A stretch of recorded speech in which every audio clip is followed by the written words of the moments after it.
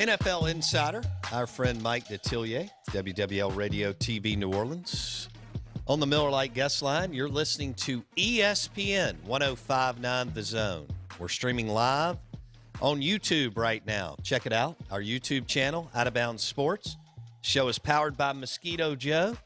Make outside fun again. Stop slapping yourself on the ankle or the face. Jackson.mosquitojoe.com. The show is also presented by Live Oaks Golf Club. Grab some sticks from Edwin Watts Golf Shop on County Line Road and hit the links at Live Oaks Golf Club, Highway 49 North in the suburb of Pocahontas. Mike Detillier on ESPN 105.9 The Zone. Mike, you've known the Manning family for a long, long time. And there's a lot of buzz that some people are saying, believe it or not, Peyton Manning strongly considered coming back to the booth, and that it wasn't just a no right off the bat, and that he looked at it, thought about it, and chewed on it, and so on. As far as ESPN Monday Night Football, he decided to pass. He's got a lot of other things going on. What did you hear, Mike? Yeah, it was similar. He had told me last year that he had sort of become almost like an ambassador for the NFL. They were sending him. He had been to China. He had been to Australia. He had traveled quite a bit as part of the NFL and just trying to promote the NFL in that particular manner. So I've always felt that if he went in the booth, he would be very good. I don't know if that's what really he wants to do, because I've always felt that he envisions himself as like what John Elway has done out in Denver, to be that type of guy to run a football team. A lot of people say, well, he should get together, him and his dad and Eli, and try to buy an NFL team. And he's always told me my pockets don't run that deep. Because you're not talking about a couple of $1 million here. You're talking about $1 billion plus. And but I think that's what eventually he'll end up doing. I think he'll eventually end up in some front office running an NFL team. He's got a good eye for talent. He keeps up with the college game very closely. He'll always ask questions about college players to you, just sort of one-on-one. And he's got a good eye for what's out there. So I think eventually that's what he does, even though calling the games I think is intriguing for him, and I think he'd be really good at it. Sure. I think he'd be really good at it, but it's not really what he wants to do. And they made it worth his while, though. They threw a lot of money out there for him to do it, but it just wasn't the case. And I always maybe thought he would do that for a short time, and similar to John Lynch, because John was like that. John was doing – well, John grew up in a little bit different situation. His dad was in the business, and so he understood the radio TV world. John Lynch's dad? Yeah, sure enough. Okay. His dad was out west and was involved in the radio TV business, so so he sort of knew it, and I thought Lynch was pretty good on the air too.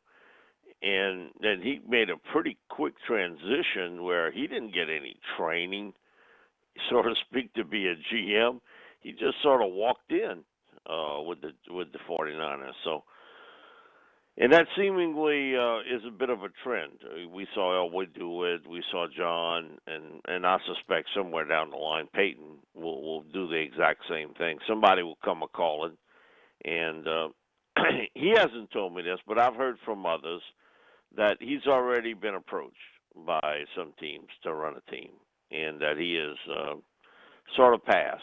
Mm-hmm. Mike Detillier on the Out of Bounds Show. All right, what about you, Mike? We've got Romo, Collinsworth, and Aikman. I really like Romo and Collinsworth. I don't dislike Aikman, but the other two are more my Speed, as someone who's an NFL insider who's covering this week to week and doing all of the Saints games, which ones do you like, or do you like all three? Oh, I think Romo's terrific. I mean, he walked right into that, and it was a seamless transition for him from playing, and he's able to articulate it very well on the air and somewhat calling plays ahead of time. He isn't the first to do that. Hank Stram did that many years ago. Hank could see a formation, he would call a play, and so I like Romo a lot, and I'm an Aikman fan with that too. I think Troy does a good job. He spends a tremendous amount of time away from everybody, sort of setting up what you see on a Sunday, and I think he does a terrific job. Chris, I don't have a beef with him, but I'd put him in the three spot for me. He talks a little bit too much. A lot of it is just letting sort of the action tell you to play. A lot with Chris, he wants to tell you what he thinks of the action of the play. Right. And I think that's a big key when you do television and having done, not at that level, but having done it a little bit myself, is let the game call itself, and you just be a part of it. And I think that's a big. I heard John Madden years ago. John came to New Orleans. He was part of this deal where he would travel on the bus, and man, he made a stop in New Orleans, and he stayed here for quite some time. And on the food tasting part of things. And oh yeah, John enjoyed that quite a bit. And one of the things, in talking to him about calling games, John had never done television in his life. He did not, unlike most coaches, he did not have a TV show in the 70s when he was coaching. He told me, he said, I never had like the John Madden show. He said that wasn't something he did. And so he said, when they approached him about television, he said, you sure you got the right guy? Because he said, I've never done this. And he picked it up pretty quickly in how to do it. One of the things he brought up was about letting the flow of the game sort of call it. He had his own little style of what he would add to it, in his own color of the game. But he was a big believer in, one of the things he didn't like once he retired was watching games and guys trying to tell you, the thought process of it. And he just wanted to kind of paint you the story and let the game action fill in the blanks. Right. And I think John did a good job with that. He understood that part of TV and entertainment very well. And he came here very late in his broadcasting career. And I do remember, we got a chance to sit down with him for quite some time, and I'd asked him about you're going to, long after you shed that mortal coil, you're going to always, that name's going to be part of it, for Madden football, so to speak, where, kids who have no idea who John Madden is going to be playing, Madden football, He looked at me and he was like, well, it's not something I started out to do, but it's been one hell of a deal, how that kind of all started for him. And so it's everybody's got a little bit different style doing it. It is different. And I talked to Hank when he did it for so long for radio and television, and Hank was a talker. I mean, good gracious. He could talk. And he said that was one of the things that they told him, Hank, you're talking too much. You got to peel back. Let the action sort of dictate it. And I'm interested in what happens with Drew once he's going to get in the booth, because that's going to be something also that he's going to have to get used to sort of letting the action take place, and then you come in about it. It's tough. The toughest thing in working with a lot of former players who make it to the booth or do what we do is to be critical of another player. That's True. the toughest. Once they cross that line, that's the toughest part for them. That's a good point. And that becomes an issue. And sometimes a coach will tell them something that they don't want repeated, and they fight that issue too. That how do you work around that? It might be something about how he's getting along with a player or something they think they can do against another team, and so you're fighting that issue too. But I think being critical of another player or critical of a coach is the toughest thing. Making that transition when you're a coach and a player to the booth. Now, Hank didn't have that issue. Just put it to you that way. Well, what about, all right, let me ask you this, Mike. Stram had always told me, listen, I had some coaches I really didn't like to begin with. And so he said it really wasn't tough for me to be critical of them. Okay. So, what will be interesting, Mike, is these coaches have become celebrities. Would a Sean Payton consider doing something like this years from now? Oh, yeah. I suspect. He's made the comment at different times, I'm not a lifer in this business. And so, but I still think he's got a lot of life left to coach. I think he enjoys that part of it. And, but I think when he decides to walk away, I think he'd be very good. He's glib. He's willing to give you a pretty strong opinion. Yes. That's the other part that sometimes is difficult, that, coaches or players, they're sort of wishy-washy about opinions on, they know it, they just don't want to say it. Sean, he doesn't have that issue. He's a little bit like Hank. It's really, for him to transition, that's not going to be an issue. What he likes and what he doesn't like, because he's not going to bite his tongue.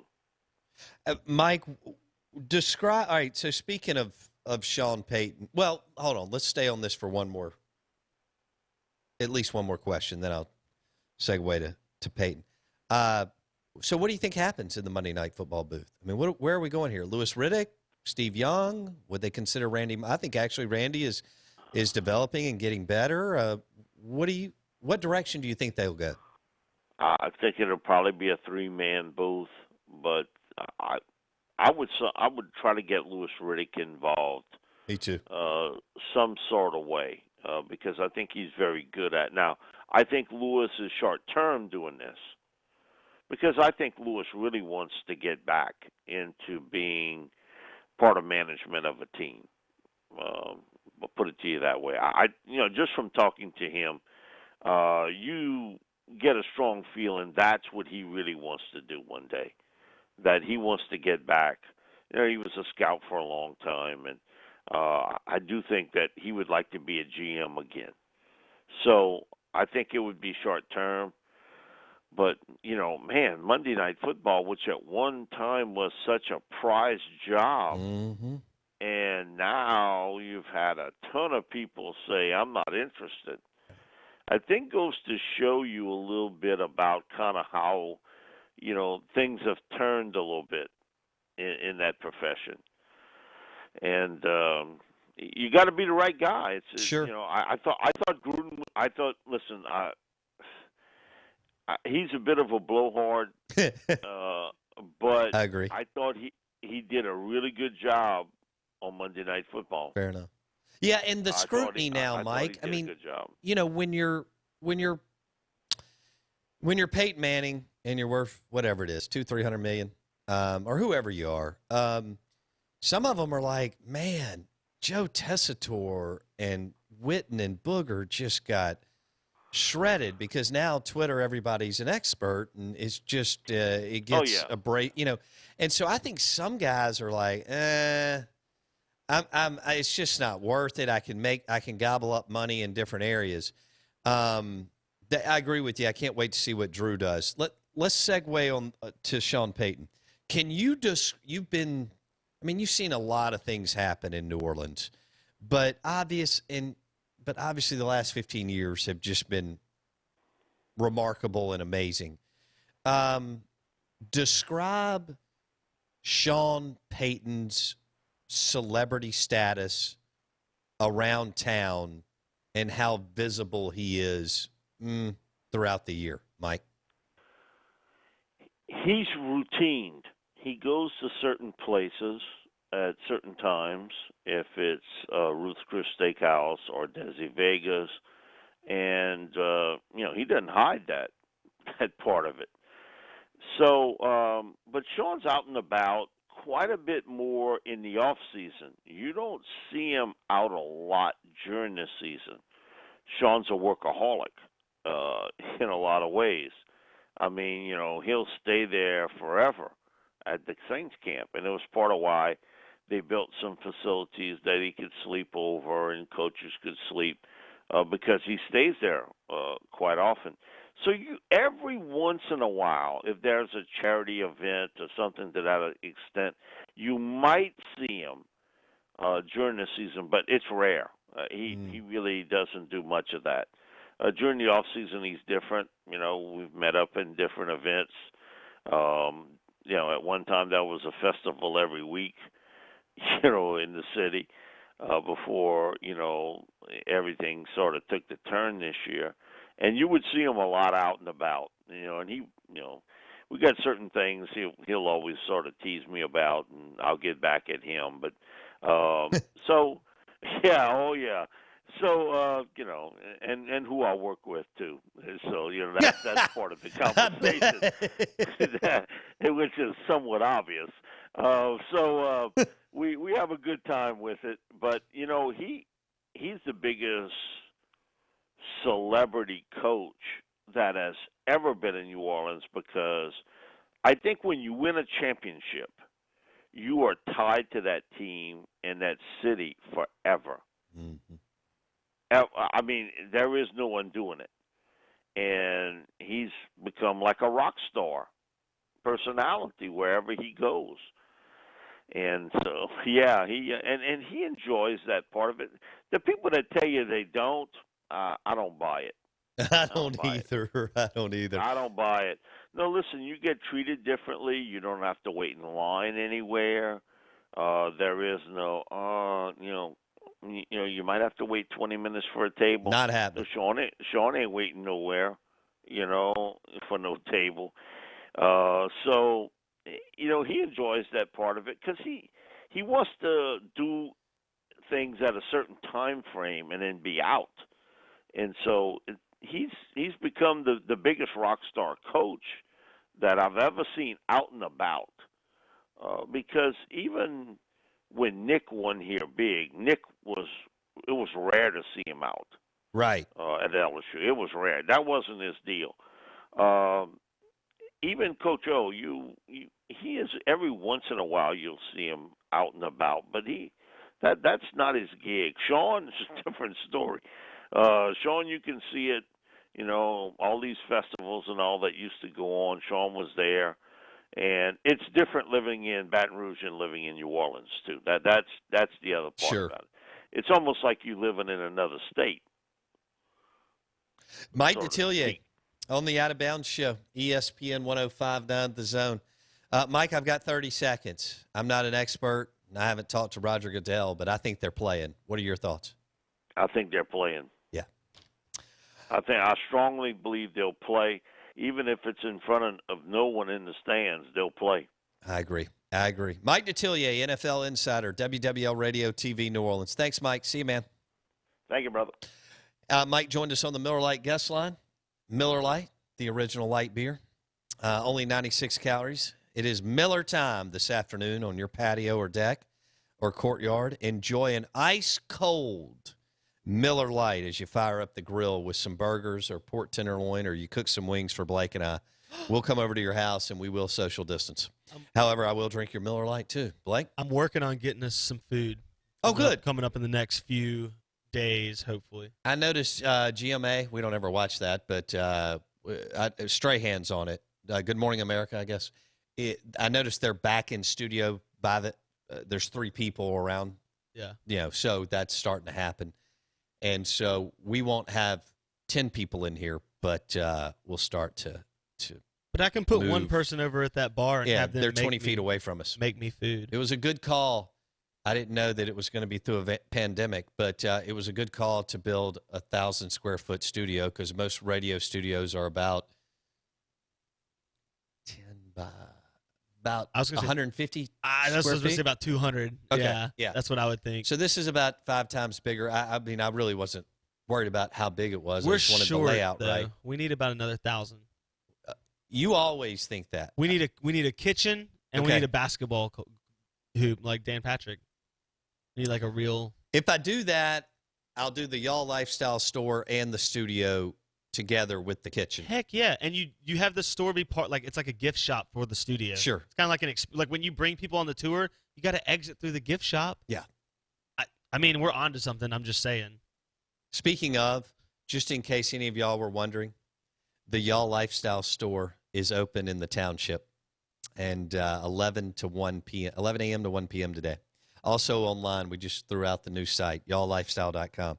We've got cool whiskey glasses, wine totes, super cool vintage shirts, and all that. Oh, we got the Out of Bounds gear there. Yeah. I keep forgetting to promote that. We have awesome-looking vintage Out of Bounds shirts and some really, really cool hats at the Y'all Lifestyle store in the township right by Nukes. Hit y'alllifestyle.com. All right. Man, that was a fun segment with Mike. Peyton Manning says no to the booth, and he's doing all sorts of things, and we'll see what Peyton may do next. Are you surprised that Mike feels like he will go the John Lynch / John Elway route? Yeah, I don't know if Peyton wants to grind to the point of Elway Lynch, general manager. That Peyton may end up coming in as a part owner. And even though Mike is right, Peyton doesn't have $2 billion, or now it's, I don't even know what whatever the going rate is. I mean, obviously the Cowboys are worth $10+ billion, and you got Giants, Patriots, Bears, some of the big ones, but all of them are worth several billion. I'm not even sure you could pick up one for $2 now. I mean, it may be $3, $4. And maybe that doesn't interest him, only being able to, buy in at a 5% clip or maybe even 10% clip. Who knows? He may continue to do that, or he may wait 10 years and triple his net worth, and then see what he can do. But it will be interesting to see where Peyton Manning, what he decides to do. I know what he is going to do. He's going to play golf with Tiger Woods, Phil Mickelson, and Tom Brady. I think May 24th, and that's pretty cool. Hey, we hit on this Kiffin and Leach thing and the offenses and who's adaptable and flexible, and we received some really good texts on the Mississippi Ag text line. We'll hit them next.